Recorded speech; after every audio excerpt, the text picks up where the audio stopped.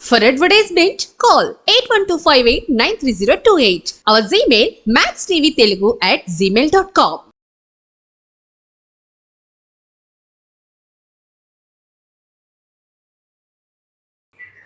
నమస్తే, welcome to max TV. నేను మీ Padmavati.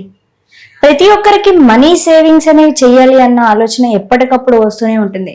But దానికి సరైన గైడెన్స్ లేకుండా ఎక్కడ చేయాలో తెలియక కొన్నిసార్లు కొన్ని చిక్కుల్లో కూడా చిక్కుకుంటూ ఉంటాం. మరి అలాంటప్పుడు ఒక మంచి గైడెన్స్ ని ఎంచుకొని మనీని ఎందుకు సేవ్ చేయడం స్టార్ట్ చేయకూడదు? సో ఇప్పుడు మనలో ఉన్న ఇలాంటి డౌట్స్ ఎన్నో క్లియర్ చేయడానికి ఈరోజు మన స్టూడియోలో మనతో పాటు మ్యూచువల్ ఫండ్స్ డిస్ట్రిబ్యూటర్ బొనిగల్ల సోల్మన్ గారు మనతో పాటే ఉన్నారు. ఆయనతో మాట్లాడి తెలుసుకునే ప్రయత్నం చేద్దాం. నమస్కారం సార్. నమస్తే అమ్మా. సార్, ప్రతి ఒక్కరికి నెలవారీ ఆదాయం అనేది ఖచ్చితంగా ఉంటుంది. మరి ఆదాయంతో పాటు ఖర్చులు కూడా సహజమే. ఎంత ఖర్చులని మనం బ్యాలెన్స్ చేద్దాం అనుకున్నప్పటికీ కూడా ఏదో ఒక రకమైన ఖర్చులు అవుతూనే ఉంటాయి. మరి అలాంటి సందర్భంలో మనీని ఎలా సేవ్ చేయాలి, అసలు ఎక్కడ సేవ్ చేయాలి, ఎక్కడ సేవ్ చేయడం వల్ల మన మనీ సేఫ్ గా ఉంటుంది అంటారు? థ్యాంక్ యూ అమ్మా, మంచి క్వశ్చన్ అడిగావు. ఇప్పుడు చూడండి అమ్మా, మనకి ఇన్వెస్ట్మెంట్స్ గురువు ఒక ఆయన ఉన్నారు ప్రపంచం మొత్తానికి. ఆయన పేరు వారెన్ బఫెట్. వారెన్ బఫెట్ గారు ఏం చెప్పారంటే, మీకు వచ్చిన డబ్బులో నుంచి ఖర్చు పెట్టిన తర్వాత మిగిలిన డబ్బుల్ని సేవ్ చేయాలనుకోవద్దు. ఎందుకంటే ఖర్చు పెట్టిన తర్వాత మనకి ఏం మిగలపోవచ్చు. ఖర్చులు మనం కంట్రోల్ చేసుకోలేము. Human wants are unlimited. So ఆయన ఏమన్నారంటే, ముందు సేవ్ చేసి తర్వాత ఖర్చు పెట్టండి అన్నారు. ఓకే, 20,000 వచ్చింది అనుకోండి అమ్మా నెలవారీ జీతం. ఒక 10% అంటే 2,000, అంటే ఒక 20% అంటే 4,000. ఓకేనమ్మా.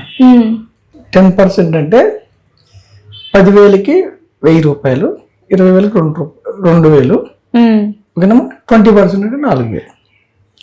సో ఒక 20% మీ అమౌంట్ కాదనుకుని మిగిలిన డబ్బుల్ని స్పెండ్ చేయమని చెప్పారు. ప్రథమ సూత్రం. ఫస్ట్ సేవ్ చేసి తర్వాత స్పెండ్ చేయమన్నారు. అయితే ఆ సేవింగ్ ఎక్కడ ఉండాలంటే అమ్మా, ఇప్పుడు చూడండి, ఇన్ఫ్లేషన్ అనేది ఒకటి ఉంది. ఇన్ఫ్లేషన్ అంటే ఏమైనా ఐడియా ఉందా? నో సార్, అసలు సామాన్యుల కంటే దీని గురించి తెలియదు, నాకు కూడా తెలీదు. టు బి ఫ్రాంక్లీ ఒప్పుకుంటున్నాను నేను మీ ముందు. ఇన్ఫ్లేషన్ అంటే ఏమిటంటే అమ్మా, ద్రవ్యోల్బణం. అనగా ద్రవ్యోల్బణం అంటే ప్రతి సంవత్సరం ధరలు పెరుగుతూ ఉంటాయి. అవును. ఎంత పెరుగుతాయంటే 6 నుంచి 7% పెరుగుతూ ఉంటాయి. ప్రతి సంవత్సరం మన డబ్బు విలువ తగ్గిపోతూ ఉంటుంది. ఇప్పుడు మీరైతే ఎక్కడ సేవ్ చేస్తారమ్మా అమౌంట్ని? నేనైతే నాకు వచ్చే దాంట్లో నాకు తోచినంత నేను గోల్డ్ లోన్ లో సేవ్ చేసుకుంటూ ఉంటాను సార్. ఓకే అమ్మా. అయితే ఇన్ఫ్లేషన్ మీకు అర్థం చేసుకోవడానికి సామాన్య మానవులకి నేను ఏం చెప్తున్నానంటే, ఇన్ఫ్లేషన్ అర్థం చేసుకోవటానికి సపోజ్ ధరల పెరుగుదల ప్రతి సంవత్సరం 5%, అంటే 100కి 5 రూపాయలు పెరుగుతుంది అనుకుంటే, ఈ రోజు నా దగ్గర 30,000 ఉన్నాయి అనుకోండి అమ్మా. 20 సంవత్సరాల తర్వాత ఆ 30,000, ఈ 30,000కి ఏ వస్తువులు అయితే వస్తాయో 20 సంవత్సరాల తర్వాత నాకు రావాలంటే నేను 80,000 ఉంచుకోవాలి. అంటే పెరుగుతున్నాయి కదా ధరలు. సో ఈ రోజు నాకు 30,000కి ఏ వస్తువులు అయితే వస్తాయో అవే రావాలంటే నాకు 80,000 కావాలి. డబ్బు విలువ తగ్గిపోతుంది కాబట్టి.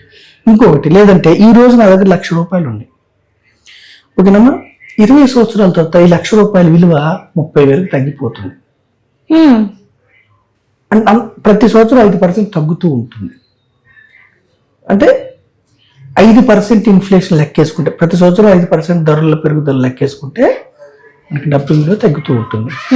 సో మనం సేవింగ్ చేసేది ఎక్కడ ఉండాలంటే అమ్మా, ఈ ద్రవ్యోల్బణం 5% డబ్బు తగ్గిపోతుంది కదా. సో 5% కంటే ఎక్కువ వచ్చే దగ్గర మనం సేవ్ చేయాలి. సో మనకి సేవింగ్ ఆప్షన్స్ ఏమున్నాయి? ఒకటి, బ్యాంకులో సేవ్ చేసుకోవచ్చు, ఇన్సూరెన్స్ పాలసీలో సేవ్ చేసుకోవచ్చు, మీరు అన్నట్టు గోల్డ్లో సేవ్ చేసుకోవచ్చు, లేదంటే సుకన్య సమృద్ధి, పిఎఫ్, ఇవన్నీ ఇన్స్ట్రుమెంట్స్, చిట్టీస్. అయితే మనకి బ్యాంక్లో సేవ్ చేస్తే ఎఫ్డి కట్టినా, ఆర్డి కట్టినా, రికరింగ్ డిపాజిట్ కట్టినా 100కి 6% ఇస్తున్నారు. ఇన్ఫ్లేషన్ 5 నుంచి 6% ఉంది. అంటే ధర మనకి తగ్గేది 100 రూపాయల విలువ 6% తగ్గుతుంది, వచ్చేది 6%. మన డబ్బు ఏం పెరగదు. ఓకేనమ్మా.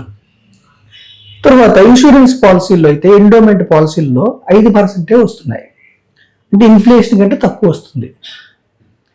గోల్డ్ 8 to 9% పెరుగుతుంది. గత చరిత్ర ఆధారంగా చూస్తే మీరు గోల్డ్ కొంటే ప్రతి సంవత్సరం 1 లక్ష రూపాయలు గోల్డ్ కొన్నారనుకోండి అమ్మా, ప్రతి సంవత్సరం 8,000 నుంచి 9,000 పెరుగుతుంది. అంటే ప్రతి సంవత్సరం పెరగలేదు, కొన్ని సంవత్సరాలు పెరగకుండా ఉన్నా యావరేజ్గా లెక్కేస్తే గత 40-45 ఏళ్ళ నుంచి 8 to 9% పెరుగుతుంది. అంటే ఇన్ఫ్లేషన్ కంటే ఎక్కువ వస్తుంది, గుడ్ ఇన్వెస్ట్మెంట్. 2-3% ఎక్కువ వస్తుంది, గుడ్ ఇన్వెస్ట్మెంట్ గోల్డ్. లిక్విడిటీకి కూడా మనకి వెంటనే డబ్బు అవసరమైనప్పుడు మనకి లిక్విడిటీ వెంటనే ఎక్కడైనా మనం అమ్మొచ్చు, తాకట్టు పెట్టుకోవచ్చు, గుడ్. అయితే రియల్ ఎస్టేట్లో మాత్రం 15%, 12% వస్తుంది, గుడ్ ఇన్వెస్ట్మెంట్. రియల్ ఎస్టేట్లో మాత్రం ఎక్కువ డబ్బు కావాలి సేవింగ్ చేయాలంటే. మరి సామాన్య మానవులు సేవ్ చేసుకోవడానికి బ్యాంక్ ఎఫ్డీలు, ఇన్సూరెన్స్ పాలసీలో పెట్టుకుంటే ఇన్ఫ్లేషన్ బీట్ కావట్లేదు, ద్రవ్యోల్బణం బీట్ కావట్లేదు. అయితే గోల్డ్లో పెట్టుకోవాలి, లేదా పీపీఎఫ్ ప్రావిడెంట్ ఫండ్ 9% అలా వస్తుంది. సుకన్య సమృద్ధి 7.5-8% వస్తుంది. ఈక్విటీస్ అనే ఒక ఇన్స్ట్రుమెంట్ ఉంది. ఈక్విటీస్ అంటే స్టాక్ మార్కెట్లో ఇన్వెస్ట్ చేయటాన్ని ఈక్విటీస్ అంటారు. అంటే కంపెనీలో ఓనర్షిప్. స్టాక్ మార్కెట్ అంటే ఒక కంపెనీ యొక్క స్టాక్స్ని అమ్మటాన్ని, కొనడాన్ని స్టాక్ మార్కెట్లో చేస్తూ ఉంటారు. ప్రతిరోజు మనం స్టాక్స్, కంపెనీ షేర్లు కొనవచ్చు, అమ్మొచ్చు. ఈక్విటీస్ని మనం ఇండెక్స్ రూపేనా సెన్సెక్స్ అంటారు. బాంబే స్టాక్ ఎక్స్చేంజ్ అయితే సెన్సెక్స్, నేషనల్ స్టాక్ ఎక్స్చేంజ్ అయితే నిఫ్టీ, ఎన్ఎస్సిలో ట్రేడ్ అయ్యేదని నిఫ్టీ. Top 50 companies. సెన్సెక్స్ అంటే టాప్ 30 కంపెనీస్ ఇన్ ఇండియా. సెన్సెక్స్లో అంటే ఈక్విటీస్లో గత 45 ఏళ్ళ నుంచి చూస్తే 15% కాంపౌండెడ్ గ్రోత్ రిటర్న్ వచ్చింది. 100కి 15 రూపాయలు పెరుగుతూ వచ్చింది. ఇన్ఫ్లేషన్ ఎంత, మన డబ్బు విలువ ఎంత తగ్గుతుంది? 5 నుంచి 6% తగ్గుతుంది. కానీ ఇక్కడ ఎంత రిటర్న్స్ వస్తున్నాయి? 15 వస్తున్నాయి. అంటే డబ్బు విలువ 5% తగ్గితే కూడా ఇంకా 10% ఎక్స్ట్రా జనరేట్ చేసింది. గోల్డ్లో కేవలం 2% ఎక్స్ట్రా జనరేట్ చేసింది. అయితే గోల్డ్ అనేది ఆడవాళ్ళకి ఎమోషనల్ బాండింగ్ ఉంటుంది కాబట్టి గోల్డ్ మనమేం తప్పు పట్టట్లేదు. సో ఒక సామాన్యమైన ప్రజలు, ordinary people, middle class persons ధనవంతులు కావాలంటే ఈక్విటీస్ ద్వారా ధనవంతులు అయ్యారు గత చరిత్ర ఆధారంగా 45 ఏళ్ళ నుంచి. అంటే మన భారతదేశంలో స్టాక్ మార్కెట్లో 5,000 కంపెనీస్ లిస్ట్ అయితే అన్ని కంపెనీస్ 15% రిటర్న్ ఇచ్చాయంటే కాదు, కొన్ని కంపెనీస్ దెబ్బతిన్న కంపెనీస్ కూడా ఉన్నాయి. మనం ఇక్కడ ప్రామాణికంగా ఏం తీసుకుంటున్నాం అంటే సెన్సెక్స్ని తీసుకుంటున్నాం. సెన్సెక్స్ ఇండెక్స్లో ఎవరైతే ఇన్వెస్ట్ చేశారో 15% సిఏజిఆర్ అంటే కాంపౌండెడ్ యాన్యువల్ గ్రోత్ రేట్, అంటే చక్ర వడ్డీ, తెలుగులో వడ్డీ మీద వడ్డీ, వడ్డీ మీద వడ్డీ, వడ్డీ మీద వడ్డీ. అంటే ఇక్కడ వడ్డీ రాదు కానీ రిటర్న్స్ వస్తాయి. కంపెనీస్లో మన ఓనర్ అయితే ఏమవుతుందంటే ఆ కంపెనీ యొక్క మేనేజ్మెంట్ షేర్ హోల్డర్స్ యొక్క ప్రయోజనాలు, షేర్ హోల్డర్స్ లాభాలు రావడానికి మేనేజ్మెంట్ ప్రయత్నిస్తూ ఉంటుంది. ఎప్పుడైతే కంపెనీస్కి లాభాలు వస్తాయో షేర్ వాల్యూ పెరుగుతూ ఉంటుంది, డిమాండ్ అండ్ సప్లై. ఓకేనమ్మా. సో ఈక్విటీస్లో 15% రిటర్న్ ఇచ్చింది కాబట్టి మనం ఏం చెప్తున్నాం అంటే ఫస్ట్ ప్రథమ సూత్రం, ఆర్థిక సూత్రం ఏమిటంటే మీకు వచ్చిన డబ్బుల్లో ఫస్ట్ సేవింగ్ చేయాలి, సేవింగ్ చేస్తే ఖర్చు పెట్టాలి. ఆ సేవింగ్స్ ఎక్కడ చేయాలంటే ఈక్విటీస్లో చేస్తే compare to insurance, compare to bank FDs, compare to gold, ఈక్విటీస్లో మీకు సెన్సెక్స్లో 15% రిటర్న్ జనరేట్ అయింది. కానీ ఇక్కడ మరి ఎందుకు ప్రజలు చేయట్లేదంటే ఇక్కడ రిస్క్ ఉంటుంది. రిస్క్ అంటే ఏమిటంటే ప్రిన్సిపల్ డౌన్ అవుతుంది. మనం పెట్టిన డబ్బు నెలకు 2,000 పెడతాము, డౌన్ అయినప్పుడు స్టాక్ మార్కెట్ 1,900 అవుతుంది, 1,800 అవుతుంది. కానీ దీర్ఘకాలంలో 5 years అబోవ్ ఉంటే, 10 years అబోవ్ ఉంటే ఈ డౌన్ అయిన అమౌంట్ కూడా మళ్ళీ పెరిగి సెన్సెక్స్లో 15% రిటర్న్స్ ఇచ్చింది. ఒక ordinary person, middle class person ధనవంతులు కావాలంటే ఈక్విటీస్ అనేది మంచి సాధనం. ఇది ప్రూవ్ చేయబడింది గత చరిత్ర 45 ఏళ్ళ నుంచి ప్రూవ్ చేయబడింది. ఒకప్పుడు 100 పాయింట్ల దగ్గర స్టార్ట్ అయిన సెన్సెక్స్ ఈరోజు 85,000. ఎవరైతే 79లో ₹1,00,000 పెట్టారో ఈరోజు 8,50,00,000 అయింది. సో మనం ప్రజలకు చెప్పేది ఏంటంటే మీకు వచ్చిన డబ్బుని సేవింగ్స్ ఇన్వెస్ట్ చేసిన తర్వాత ఖర్చు పెట్టండి. ఆ సేవింగ్స్ ఇన్వెస్ట్ కూడా ఈక్విటీ మ్యూచువల్ ఫండ్స్లో మీరు ఇన్వెస్ట్ చేస్తే మీరు ధనవంతులు అయ్యే అవకాశం ఉంది. ఇన్ఫ్లేషన్ బీట్ చేసి ధనవంతులయ్యే అవకాశం ఉంది కాబట్టి మనం ఈక్విటీ మ్యూచువల్ ఫండ్స్ని ప్రజలకు పరిచయం చేస్తున్నాం. నిజంగా సార్, మీరు చెప్తుంటే నాకు కూడా ఇప్పుడు మళ్ళీ నేను కూడా ఒకసారి జాయిన్ అయితే బెటర్ అనిపిస్తుంది. ఏజ్ ఉన్నప్పుడే కదా సార్ 4 రాళ్ళు వెనకేసుకోవాలి మీరు అన్నట్టుగానే. అండ్ మీరు కూడా చూసారు కదా, సేవింగ్స్ ఇప్పటి నుంచే స్టార్ట్ చేయడం వల్ల అది మనకి ఫ్యూచర్లో ఒక మంచి బెనిఫిట్స్ అనేది తెచ్చిపెడుతుంది.